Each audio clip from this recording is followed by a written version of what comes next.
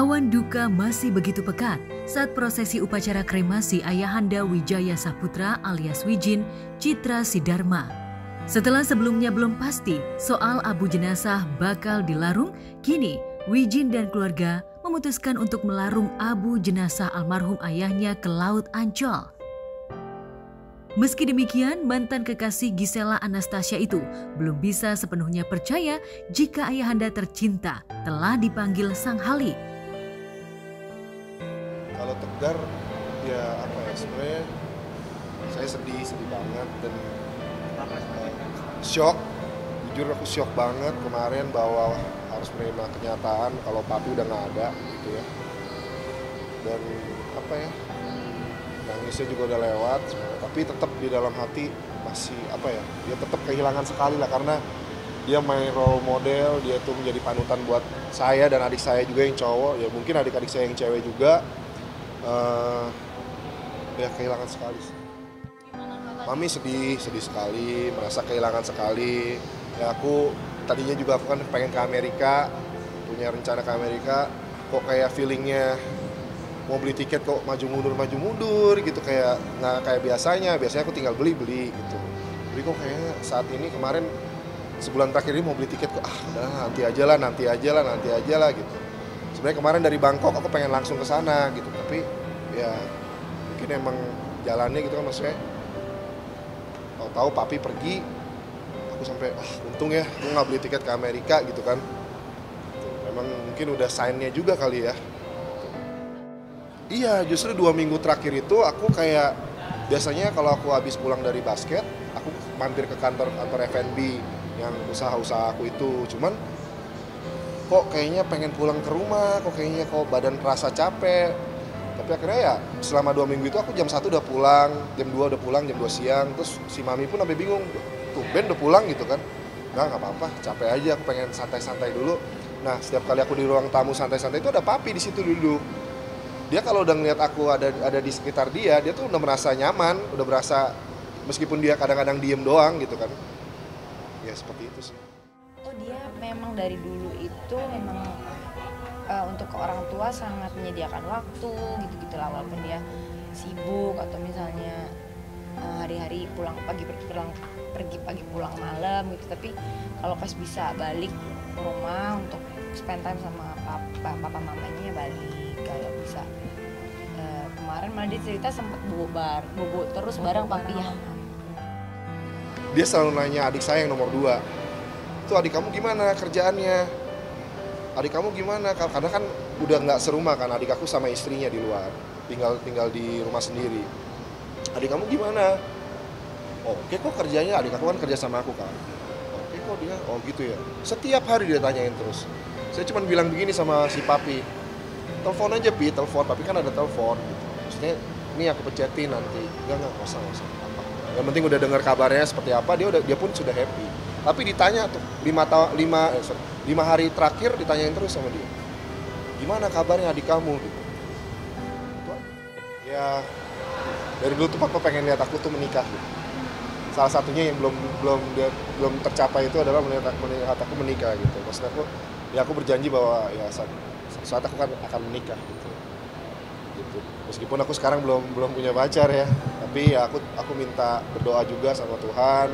Aku minta papa juga doakan aku supaya aku dikasih jodoh yang tepat, yang baik, yang sesuai dengan apa yang Tuhan kasih gitu. Iya, hari ini barusan habis melaksanakan upacara proses kremasi. Sekarang lagi proses kremasi, mungkin sekitar 2 jam lagi sudah selesai. Dan setelah itu aku sama adik-adik aku akan mengantar abunya ke Ancol untuk ditaruh di laut. Meski masih syok atas kepergian sang ayah yang terbilang cukup mendadak, namun keluarga mengaku ikhlas.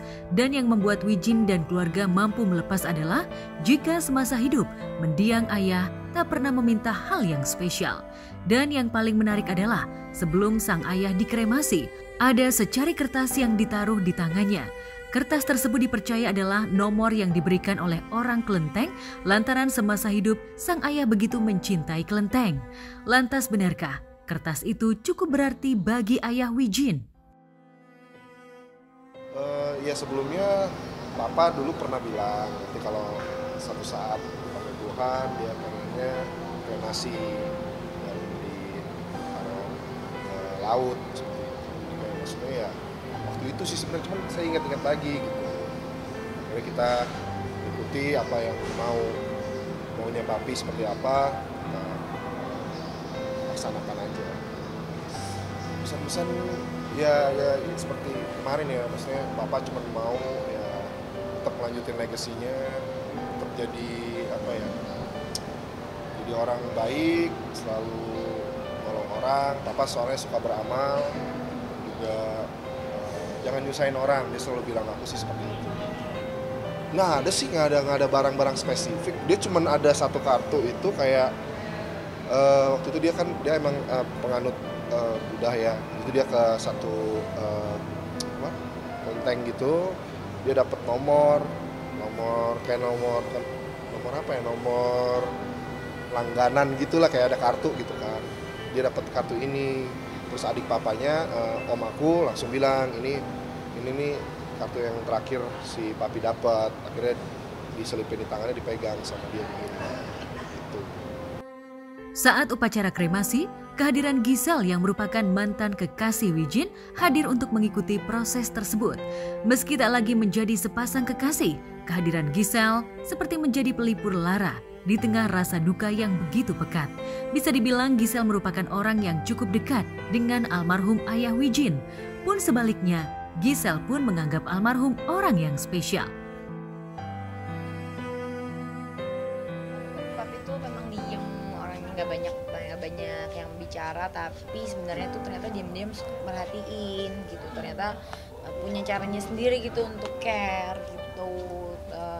Terus suka ntar ngajakin ngomong, karena paling kita tuh interaksi kalau di depan TV, karena kan mama suka banget nonton duduk gitu di sofa gitu. Jadi emang kita paling chatnya di situ.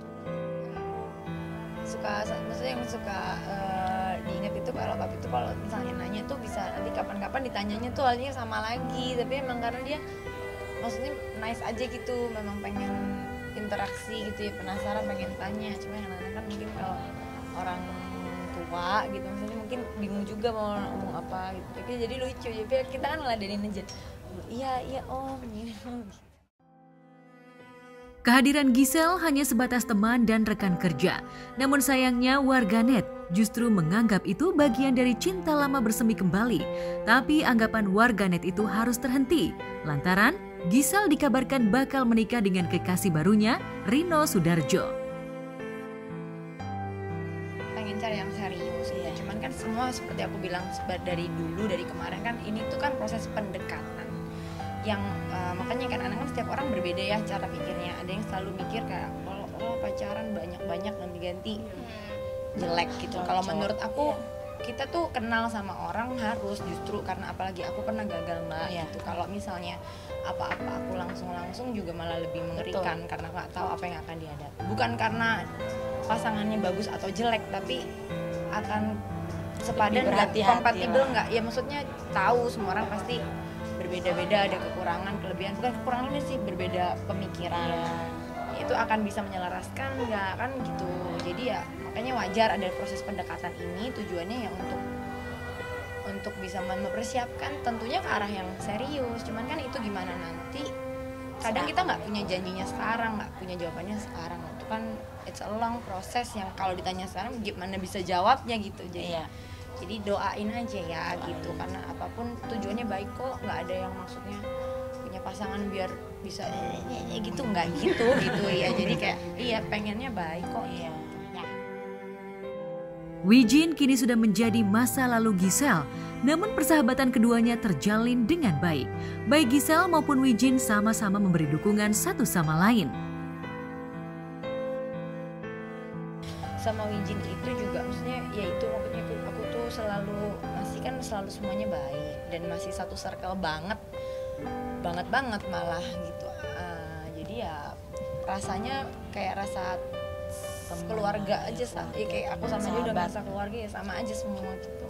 Ya aku selalu bilang terima kasih sama dia. Tadi dia bilang nggak usah terima kasih, ini bentuk support karena papi aku kan juga sama dia kan juga. Papi aku tuh orangnya jarang ngomong, tapi kalau sama dia ngobrol terus gitu. Jadi maksud aku ya aku sama dia bilang thank you banget udah nyempetin waktunya, thank you sudah support aku and my family as a friend gitu ya, sebagai sahabat. Ya aku terima kasih sekali gitu sama dia. Iya kan, ya biar gimana kan mereka kan juga aku kan pernah dekat sama Gisel, pernah berhubungan, dia pasti dekat juga sama keluarga aku kan. Dia merasakan kehilangan juga lah pastinya.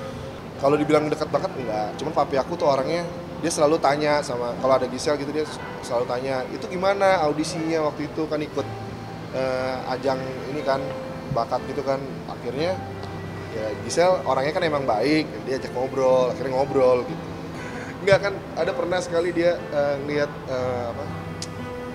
YouTube lah gitu kan, atau ada Giselnya, dia bilang gimana kabar Gisel gitu kan.